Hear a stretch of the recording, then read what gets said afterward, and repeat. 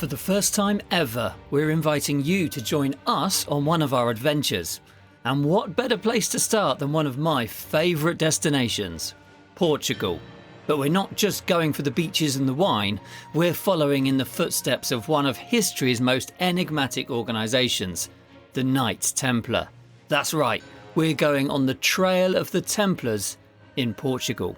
Over 5 days and 4 nights, we'll guide you from the winding streets of Lisbon to the hilltop castle of Almirol, the sacred halls of Tamar's Convent of Christ, and the enchanting, esoteric grottos of Quinta de Reguleira, the very place that inspired my book, The Templar Enigma.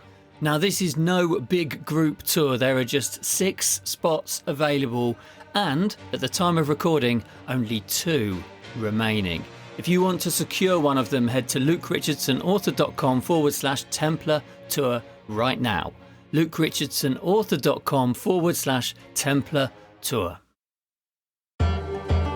What happens when a story grabs you and won't let go? When chasing it means travelling around the world more than once, learning a new culture, a new language, and a plight that almost nobody knows about. For my guest today, Kim Frank, the answer was simple. You buckle up and you roll with it, because that story is about to lead you on a life-changing adventure. Hey, I'm Luke. I'm an author of archaeological adventure novels. I travel the world looking for stories to put into my books and to share with you right here on the Adventure Story podcast. Now, just quickly before we dive in, if you would like some more adventure in your life, I would love to welcome you inside of the Adventure Society. This weekly newsletter is your ticket to travel with me, to share my real-world adventures, and to find out first when a new story or a new season of this podcast drops. There's a link in the show notes to join the Adventure Society right now. Kim Frank is a writer, an explorer, and the author of Elephants in the Hourglass. What began as a curiosity about the complex relationships between people and elephants in the Eastern Himalayas became a journey that would shape years of her life. But this conversation isn't just about elephants. It's about curiosity, obsession, and the stories we discover when we step outside of our comfort zone. As you may know, India is a country that's very special to me. I've often said that my first trip to Mumbai, the beauty and the chaos of that city, changed my life and set me off wanting to write stories in far-flung places. Kim's story starts somewhere similar, although it ended up taking her somewhere completely different. Today we're talking about exploration in the modern world, the power of storytelling, and most importantly, what happens when an idea just won't leave you alone. Kim, welcome to the Adventure Story podcast. Thank you, Luke. I'm so happy to be here. And me. It's wonderful to be able to spend this time with you. So, yeah, I've shared the story of my arrival in India. It was sort of dawn in Mumbai, and we were in a taxi. I'd never been to Asia before, and we were in this taxi driving through the slums of Mumbai, and the craziness and the colours and the noise and the people and the sports cars next to holy cows, next to donkeys, next to goats eating from the side of the road, and kids running, all with smiles on their faces in this sort of crazy, chaotic place. I'm getting sort of goosebumps even talking to you about it now, but you have a sort of similar story when you first went to India, and I don't know through your first trip, but you first sort of experienced that. And I suppose where I want to start this conversation is sort of touching base on that point that we both have in common. You know, what was it about that sort of grabbed you, that sort of made you think, right, here we go? You really brought that to life. I mean, I think that no matter where in India you travel and go, especially if you live in a country that has organized traffic situation, you just your mind cracks open. You can't just think, because the logic is completely alien to your brain. So you are forced, and this is what I think those of us who are captivated by India, and we fall into 2 camps, really. I think there's no middle ground. No, I've never heard anybody say, India, yeah, it was fine. It was all right. You know, it was either like, oh, that just changed my life, or I never am going to go. Yes. And the reasons for both are exactly the Yes, same, aren't they they? are. The They results are are. the polar opposite, but the reason is the same. It's so true, and it's hard to articulate really because I think for those of us who have fallen hard and fast, it's no less challenging. I When I first arrived in India and I had prepared myself because my partner for this project at the very beginning, she had just finished a tuk-tuk race across the entire subcontinent. You know, she had been to India so many times. She already had the bug. She was how I entered into the story. But she's also kind of this like total badass explorer, traveling on her own by herself all over the world, photographer. And I had not really traveled by myself that much other than, to Asheville for my MFA program. But and, in the US and all the things, but India by myself was next level. And I was terrified, terrified. And I remember though, I thought, you better go and spend like 5 days, get over jet lag and get your savviness on because you can't show up and not know what to do.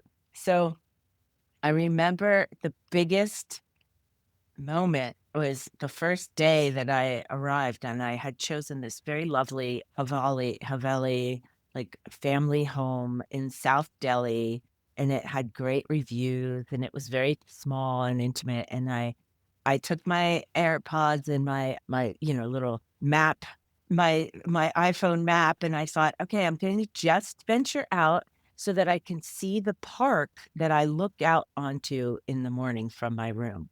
Well, I cannot tell you how lost I got. It was impossible.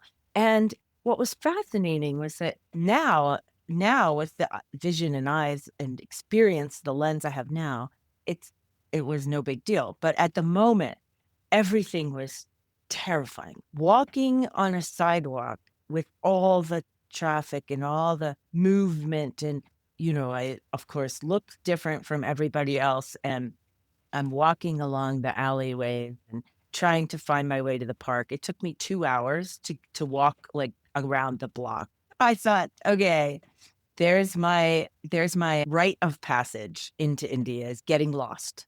Yes. And how does that feel, getting lost, even when you think you have the tools so that you won't get lost? And honestly, that is the metaphor.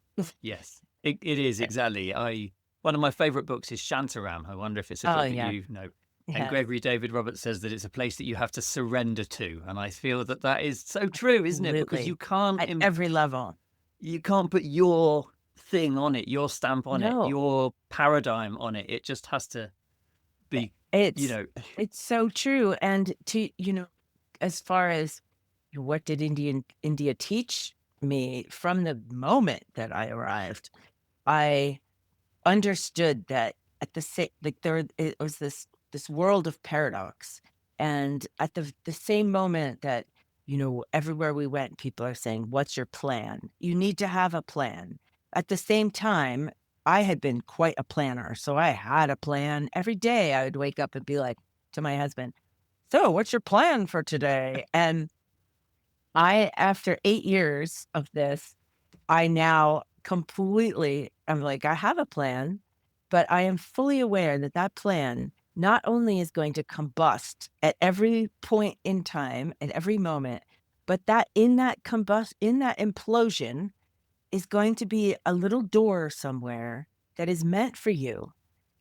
And mm, if you're super focused on how your plan just blew up, you're not going to see the open door.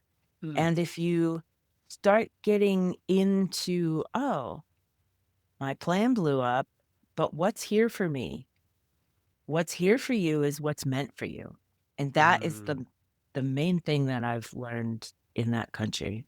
I love that, and Mm. that's a reminder to travel allowing time for that to materialize, isn't it? Because all too often, I think, Definitely. and we're all guilty of this, whether we know it or not, we're all guilty of going, I'll see that in 2 days. 2 days is enough to Mhm. see whatever.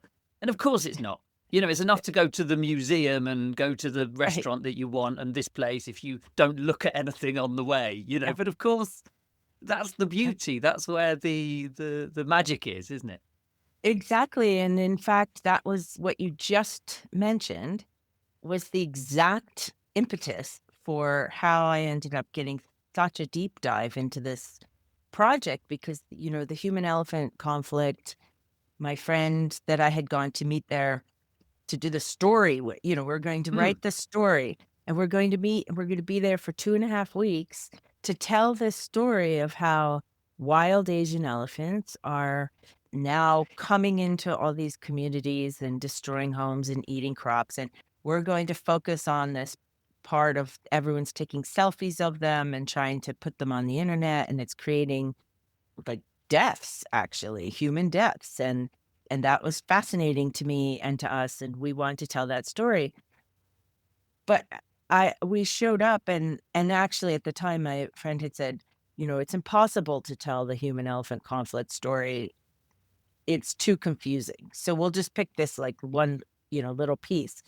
But when I arrived and we ended up as happenstance or You know, this is one of those doors. The wild elephants were not in season, they weren't coming through at that moment, but we found out there was a an interdisciplinary meeting taking place in Darjeeling, and it was going to be all the stakeholders of the human elephant conflict in this one room for this kind of historic meet and we managed to get ourselves approved to go to this meeting, and that's when I sat there in this, musty hotel room under fluorescent lighting, not having the big wild adventure that I thought we were going to have, but in fact, learning just how many facets and how old this relationship is, and over time of that day, I realized, who am I to come flying in and try and tell this thousands of year old relationship, tell this Mm. story to a Western audience? I have no idea. So that was the spark. So let's rewind a little bit then. Where did you hear? So the concept is you've mentioned the conflict between the elephants and the humans in this particular part of India, and I think that's to do with their habitat, the reduction of their habitat, isn't it? Yes, correct. So you were in the US, you heard about this story, and then off you went. Talk me through that process, because obviously there's So a bit between hearing about it and off you ab- go. I've summarized. absolutely. And it wasn't that I was somebody I love elephants. The wisdom is a deep well that we don't fully understand yet, even now. However, at that time, I was not necessarily motivated by elephants or even dying to go to India or anything like that. What I was very interested in is story. And what I was very interested in at that particular moment in time is story that I can tell from my perspective that involves something adventurous, exploration oriented. Because I had been doing a lot of writing in other people's voices that were explorers. Mm. And while I was writing their story, I was feeling like, wow, it kind of cracked open this whole world of exploration that I wanted to be a participant in rather than channeling their experience through my creativity. So an opportunity came up when I was on a hike with a friend who was the friend that was doing the tuk-tuk race. She had seen this issue on the Nepal border on the India side, and they had put up a fence to keep the elephants out because they were getting killed by farmers on the Nepal side.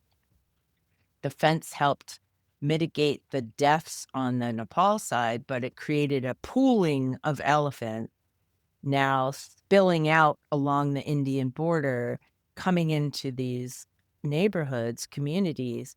And then you have all these like cowboy guys trying to take these photos. So she had seen firsthand this growing amount of people trying to take photos of these elephants and these tiny, these little patches of forest where the elephants were in the evening moving from forest to forest. And the whole idea of it was so riveting to me because, I live in an area where there's human wildlife conflict and yet I can't imagine, I've had moose come through my driveway and bears eat my trash, but trying to imagine, a single wild elephant coming through my house is and people living in those conditions, it was just astonishing.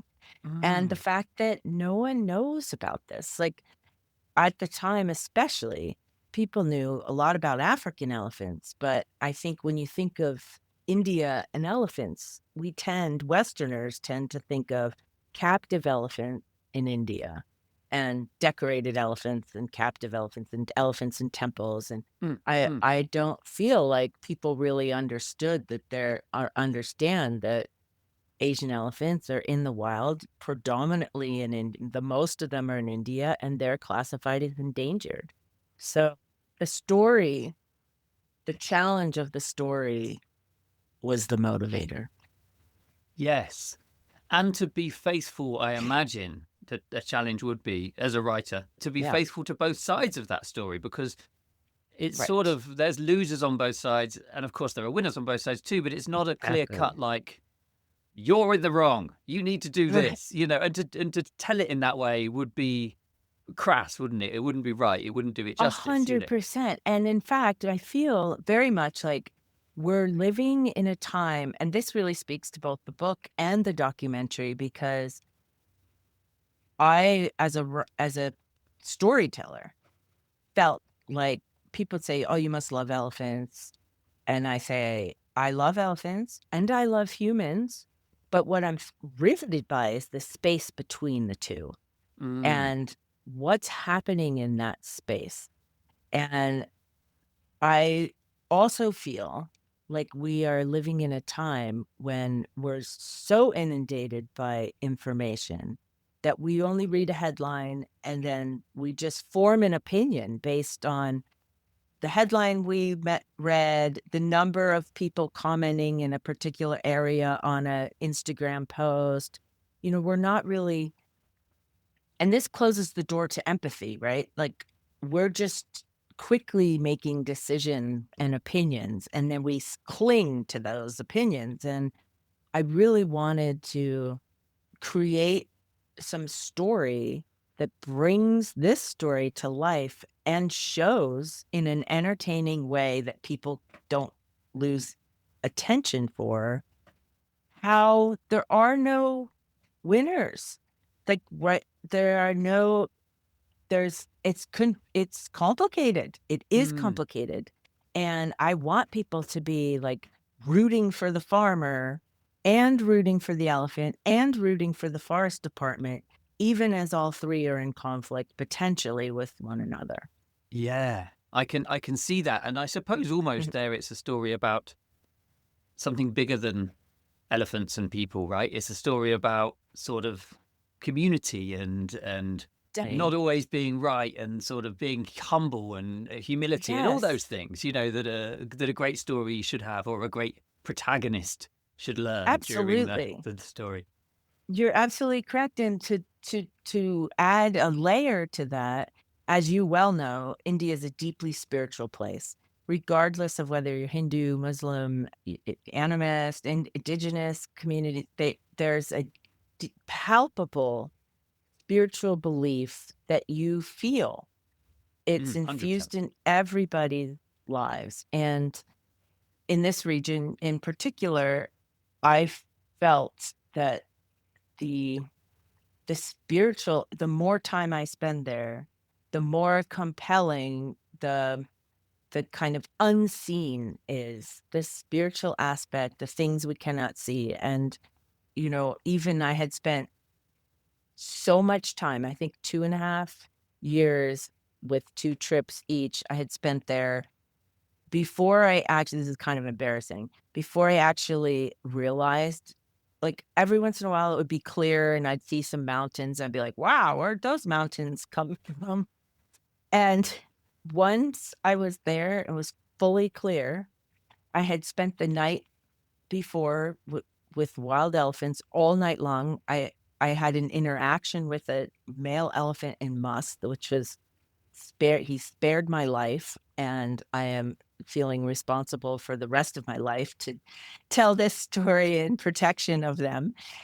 But I woke up the next morning in a farmer's home and looked out the window, and there out a window that I had looked out of many times over the past 2 years was this giant snow-capped mountain.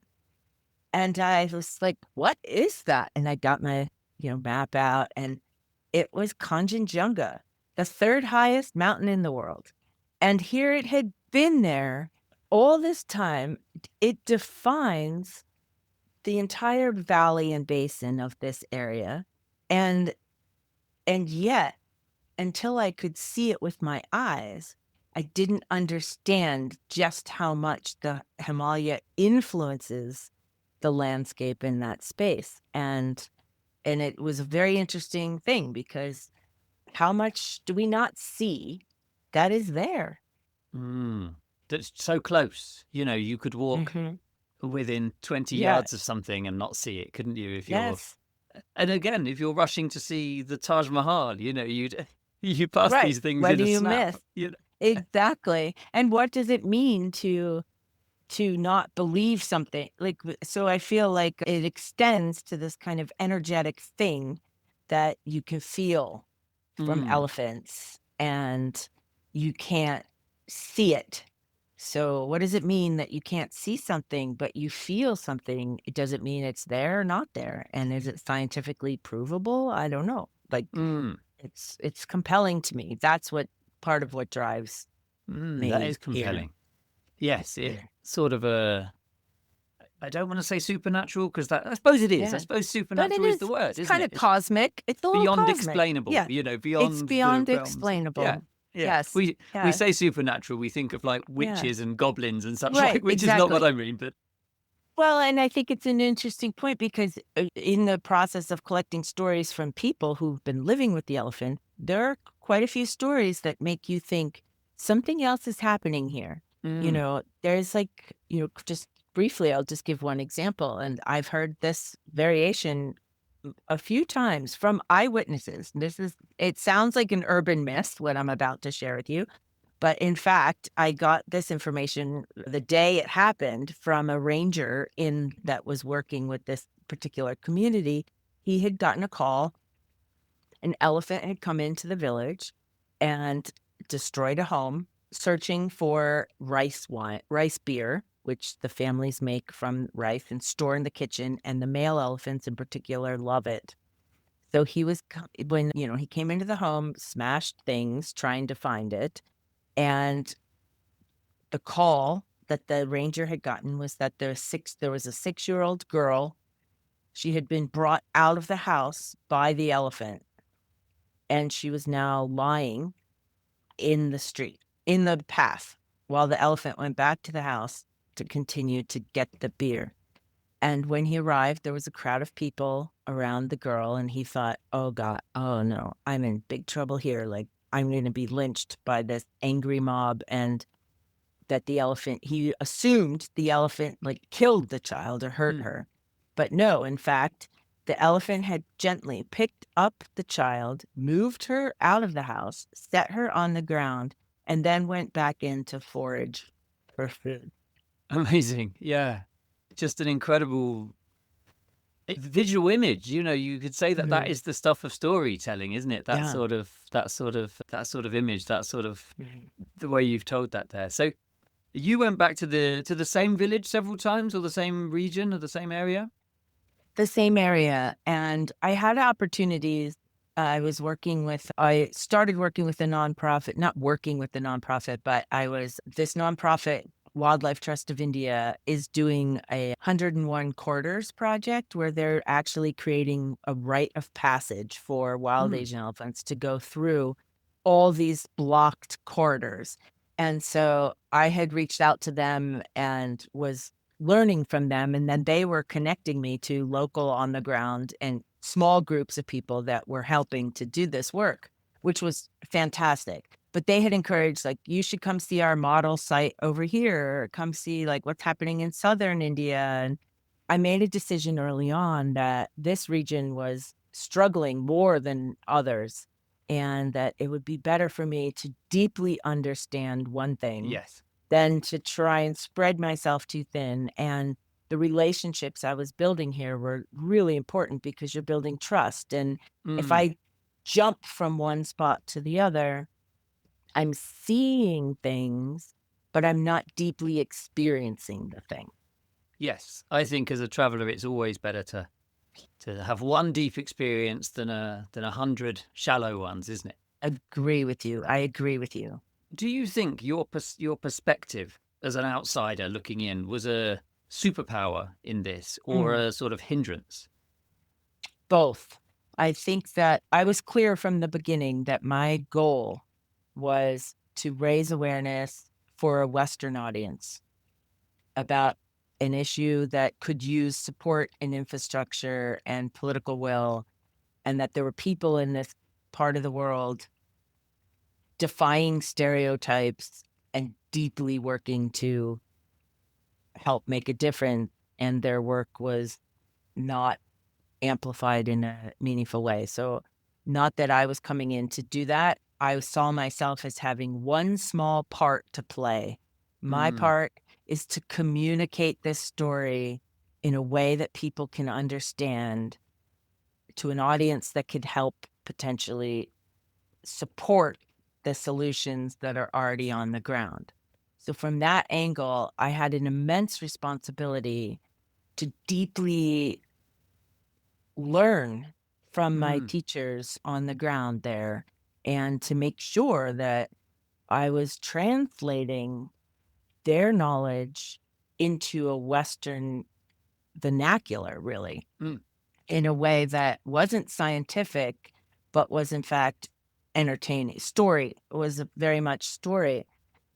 I have dyslexia, and it has proven to be a huge challenge for me as far as learning Bengali. Thankfully, most I was able to do all of this with English speakers and translation and all the things, but it did create a more challenging not knowing the language, and having such difficulty learning the language was hard. So, there's always that little barrier of, they're very open to me, and I've often been the only Westerner, the only female in an extremely male-dominated, until I went to the Northeast states, most of my interactions in the villages were I had to work really hard to reach the women. Mm. That's interesting, isn't it? And that Yeah. seeing that difference between your home culture and the culture in which you're in, and it does, as we said at the start, you've sort of just got to be open to that, haven't you? You Uh, can't change that. You're definitely. not criticizing that. You're just trying Right. to work with it in the way that you possibly can, in the best way you A can.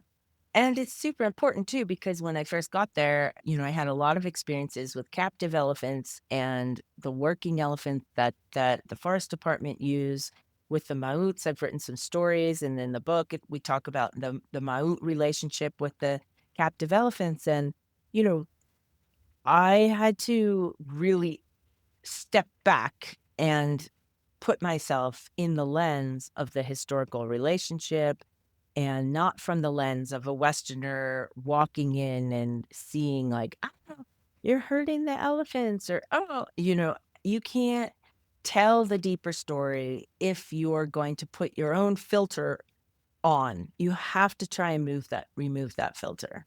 And there's a lesson there for everyone, isn't there? Everyone. Because even with all the travels that we've done and the work that we do in this sort of thing, that still happens, doesn't it? That still recurs, and Yes. you have to clock yourself and go, "No, hold on a minute. I'm looking at this from my perspective, Right. which of course is natural, but it's not always the way if you're trying to write in a informed and unbiased way. You've got to sort of think about that. Or even if you're trying, like, you clearly have your point of view when you're traveling is that you're there to learn.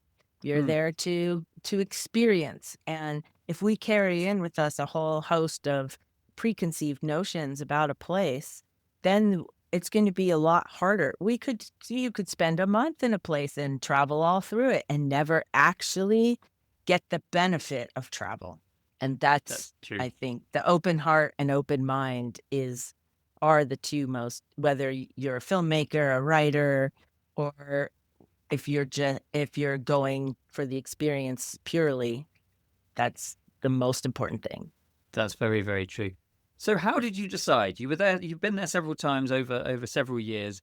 How did you decide, I've just got to finish the book now? Because clearly you could have kept writing it, right? The thing is ongoing and probably it's never within our lifetimes going to Yeah. conclude definitively. Why did you think, right, this is it? It needs to be It sort of it pulled was together. COVID. COVID shut the door, so Oh, I of thought, course. well, I had just seen and written a story for Sidetracked magazine about the human-elephant conflict, and I had seen it firsthand, 24-hour out at night with the farmers, and it was so intense. It was like being a war reporter, and only not bullets, but elephants, and I came home, wrote the story, and had plans to go back in the spring again and figure out, is this a book? Is this a documentary? I think it's a book. And then COVID happened and I thought it's a book. And so I began to write the book and I wrote the book. At, by the end of and the doors started opening again, I realized like finding a publisher, finding an agent, getting a publisher, revising the book accordingly over Mm, time. I think I did 4 revisions of the book and then maybe a last one once I had an agent. I read I had some distance from it and then I was like, "Wait, I gotta really clean this up." And I did another revision, but all that to say, I knew it was going to take a long time. So I thought, well, now's a good time to start making a documentary. And I've never made a documentary before, and I don't I have an amazing mentor, Anthony Geffen, who you may know of Atlantic Productions, UK based. They've done 14 David Attenborough films. And so I was in really fortunate and he walked me through one step at a time, you know. I'm talking a lot about doors and opening doors. He would kind of it was almost like he would say, "Okay, you do these next. You want to make a documentary? Okay, first thing you're going to do like your promo reel or your sizzle reel. Like, okay, go back there, just film, put things in buckets, but don't overshoot." He gave me, you know, a very finite list of things. And I went and did exactly what he told me to do. And then came back and said, "Okay, did this." And he's like, "Great. Now do this. Okay, I did this. Okay, great. Now do these things." And mm. each time he would never say, he did it with the book too. He actually read the whole book twice over COVID. And what that did for me, he never gave feedback like, "This is great," or "This is bad," or "You should try this." Never, ever with either one.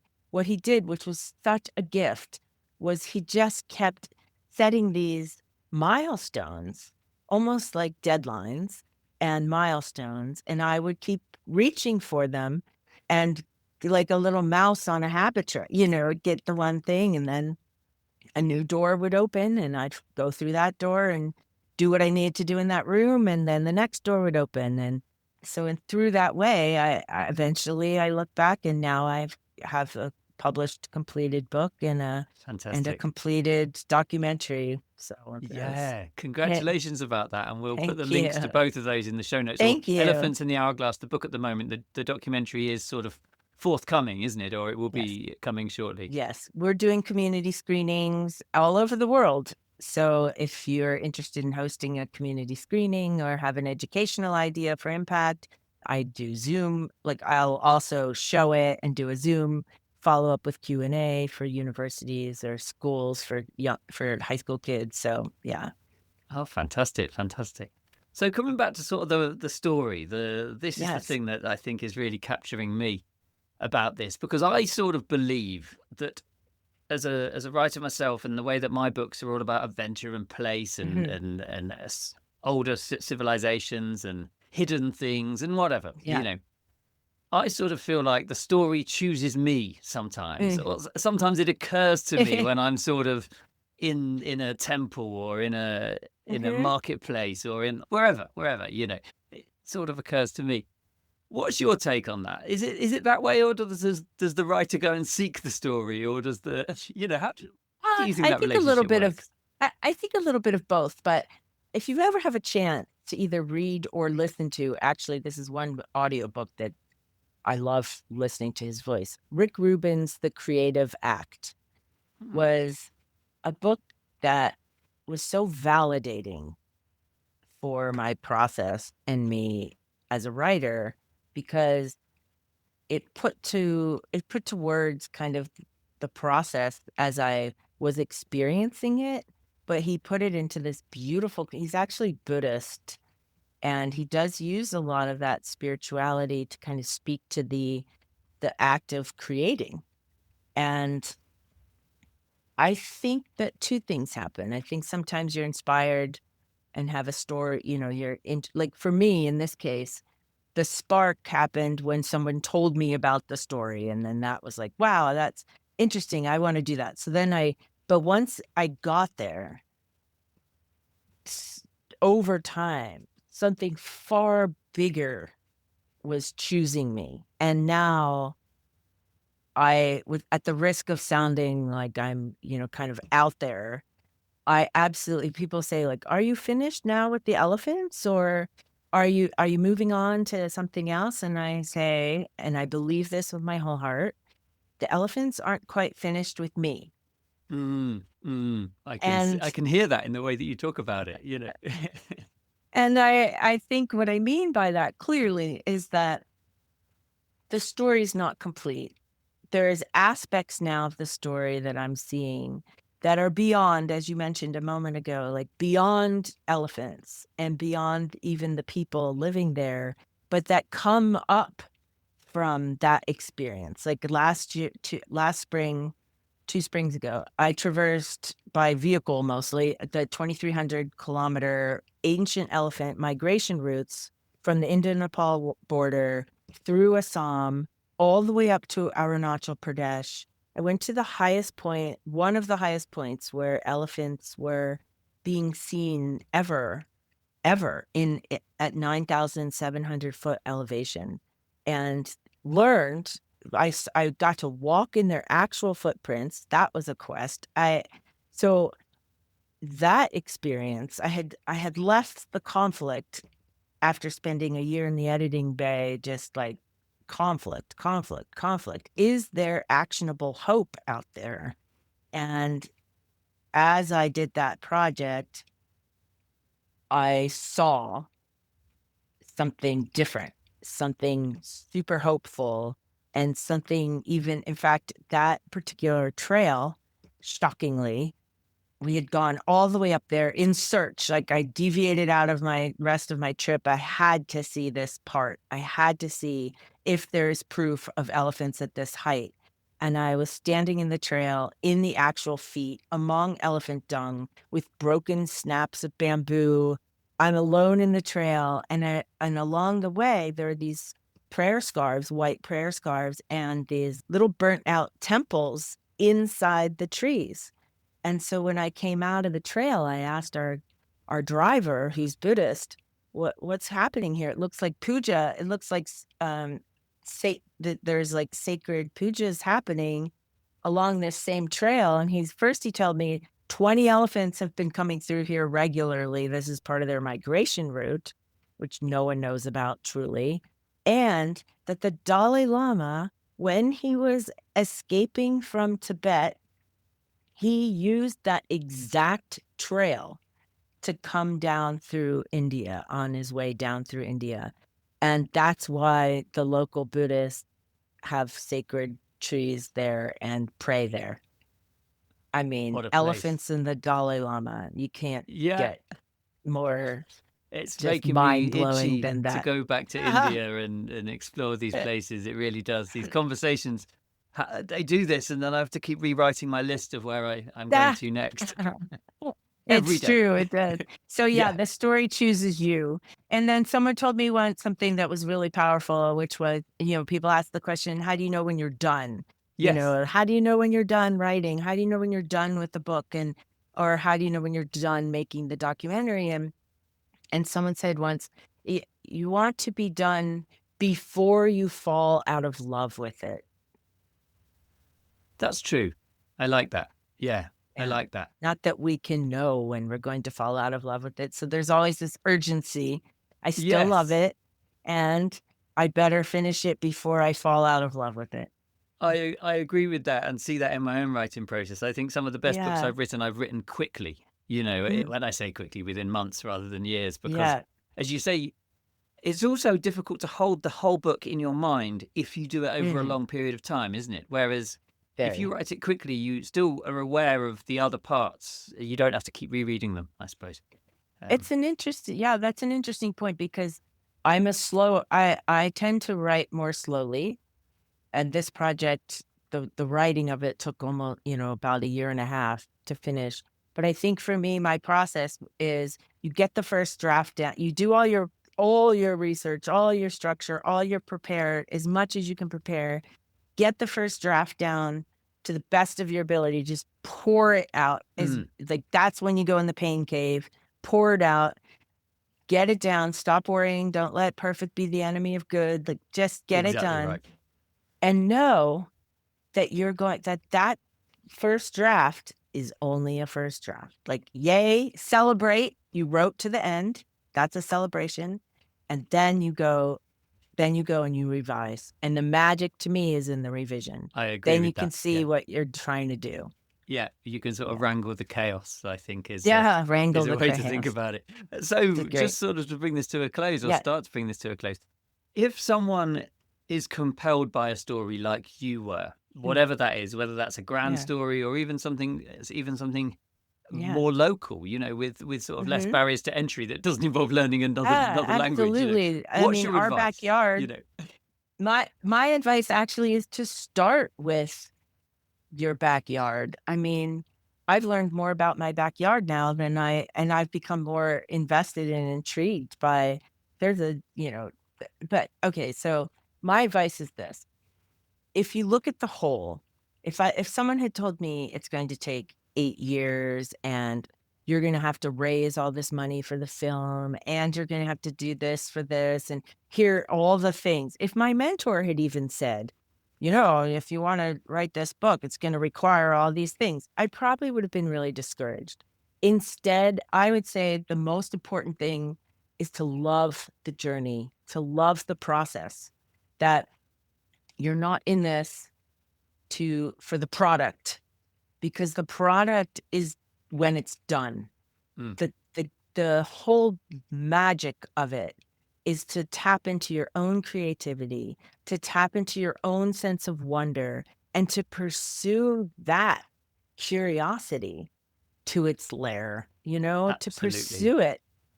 So my advice would be find the thing that you're curious about and then mine it and enjoy. When I say love the process, it doesn't mean like you're going to love looking at a blank page or you're going to love every minute of it or you're not going to have wild frustration. But when you accept that that is part of the story, no story is worth its anything without conflict, Absolutely without right. struggle. Yes. Well, that's right, isn't it? It has to be. The struggle is part of the Yeah. process. And I completely agree with you in what you've just said there. I think that's fantastic. It becomes like a travel in itself, like an adventure in itself, just the sort of writing process, the completion process in that sense too, doesn't it? Very great insight. It absolutely does. And it absolutely does. So Yeah. looking back, and I asked this question to everyone to sort of Yeah. conclude our conversation on the Yeah. podcast. What adventure stories, whether they're books or movies or legends, first sparked your imagination and made you want to be open to Yeah. adventures like the one we talked about today? When you asked me that question, I gave some thought and I went into the Wayback Machine because I was like, when you were a child, I was a voracious reader.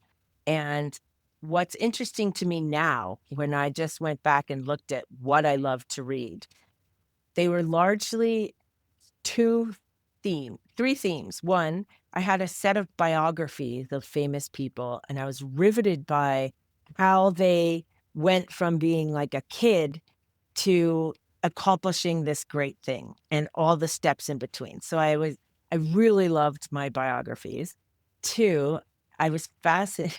I I love my family and I have a great relationship with my family. I'll say that caveat, but I had a fascination with orphan stories, stories of, James and the Giant Peach. I loved, stories stories where there were people like children that were on their own by themselves and then had these magical adventures or found these like places to live by themselves and were self-sufficient. Like that was another theme that I loved. And the third theme, which is interesting, of course, E.B. White was, a huge influence in my life and Stuart Little and I think he wrote Wind and Willows, but and then Charlotte's Web, all and I Mm, realized there's a theme, James and the Giant Peach, Roald Dahl.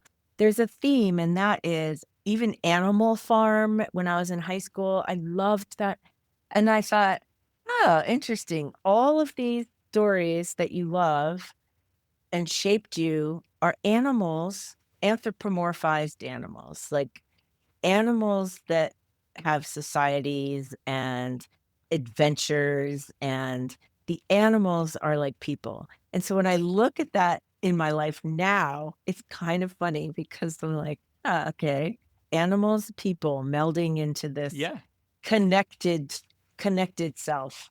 it makes perfect sense, doesn't it? It sort of links. I can see the link in your work today. Yeah. Where can people find you online, Kim, and the work that you do? So my website is kimfrankwriter.com, and that has everything, connections to the nonprofit of the Asian Elephant Storytelling Collective, which is a nonprofit that amplifies the stories of this region, the film trailer and screenings and how to reach out for screening, where to find my book, a book trailer, as well as some of the podcasts that I've done, and then where to find some of the other articles that I've written on various topics. So Thank you so much. It's been great to talk to you thank today. you. Luke, that was great. Thank you so much. I really appreciate it. What a wonderful podcast you have. Thank you. Thank you. Wonderful. Wow, I absolutely love that. I love having these conversations when they just inspire me to want to go back to these places. And listening to Kim talk about that, I felt like I was there with her. People say that about my books, that they transport them to them, but her talking about being on that trail high in the Himalayas, 9,000 feet, following the line, the trail of those elephants, the footprints of those elephants. What a place. I'd love to be there, and one day perhaps I'll make it. Thank you for tuning in to the Adventure Story podcast today. I have loved hanging out with you as always. If you've enjoyed the show today, please subscribe, please like and share. It takes just seconds, but does really help me spread the word about this show. And as I said at the top, if you want some more adventure in your life, let's be honest, who doesn't? You might like to join the Adventure Society. That's my weekly newsletter, and it's your ticket to travel with me, to share my real-world adventures, and to find out when a new story or a new season of the podcast drops. There's a link in the show notes for that. And if you're a fan of adventure stories, a bit like the ones we talked about today, you might like my books. Check out my website, lukerichardsonauthor.com. Link in the show notes again. Bon voyage, enjoy the adventure, and I'll see you next time.